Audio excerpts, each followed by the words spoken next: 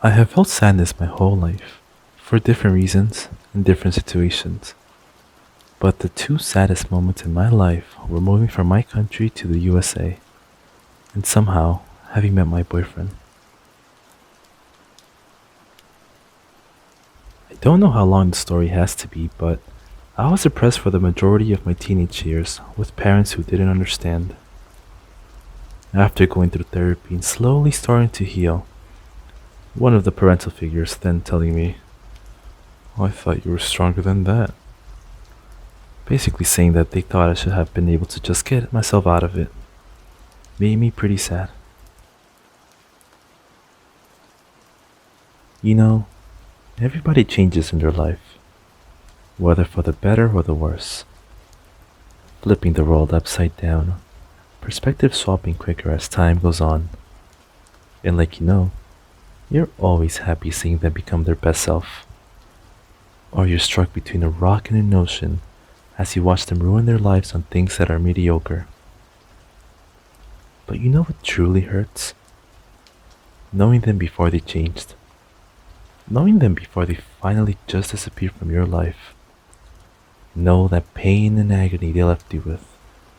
Their battle scars inflicted upon you, and like a breath of the wind scattered away from the base of the tree.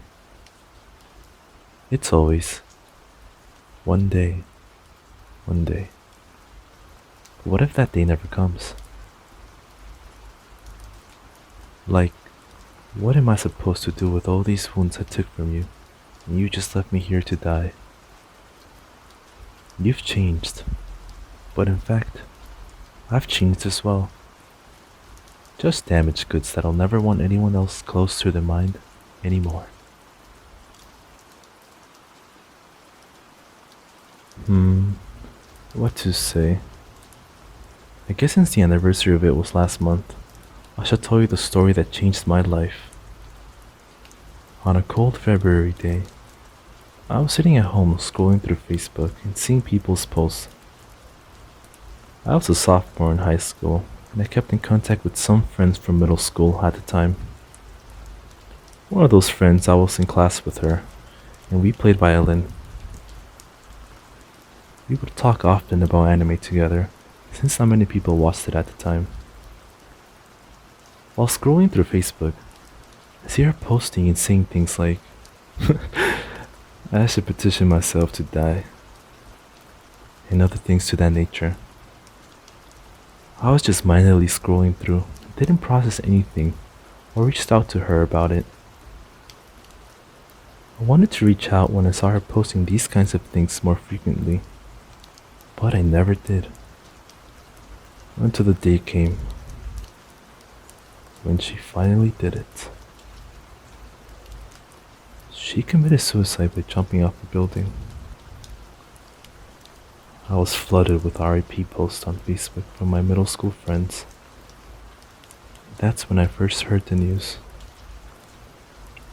I was listening to the song Yesterday by Switchfoot in that moment, and as the song ended, the lyrics ended with, Oh, so long, my friend, so long. that song hit me deep. The article that appeared that day about her death hit me deeper. I couldn't contain my tears and they just kept coming. She was being tormented and even showing it on Facebook, and yet I never reached out and wasn't there for her? I felt an immense guilt and anger at myself for keeping quiet instead of reaching out to her. I knew she was dealing with bullying at school and depression, and yet I wasn't there for her. How could I not be there? I asked myself all the time. Didn't want to believe that she was really gone, but it just kept appearing. I just could not stop crying when I was faced with the reality that she had killed herself.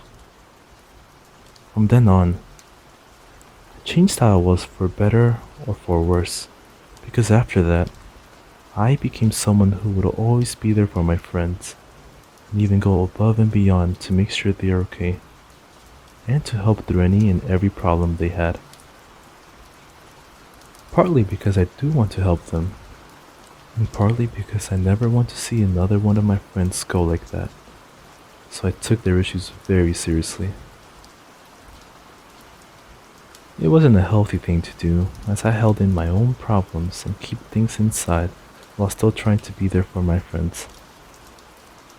Her death weighed on me, and the guilt of not being there for her weighed heavier and heavier as more time passed. I kept all my own sufferings and problems to myself while dealing with everyone else's problems, which broke me down little by little over time, and I would cry in my room, constantly questioning my own desire to live. I'm better about it now, of course, and even had therapy for 2 years when I was in college, but I still won't ever forget the sadness, guilt, anger, and helplessness I felt when gripped with the sad truth that she was really gone. I would like to thank everyone who submitted their stories to me and watched the video. I hope you can all find the power in yourselves to face life's difficulties, even when you don't want to. Take care of each other, but also don't forget there are people that care about you. Until next time, friends.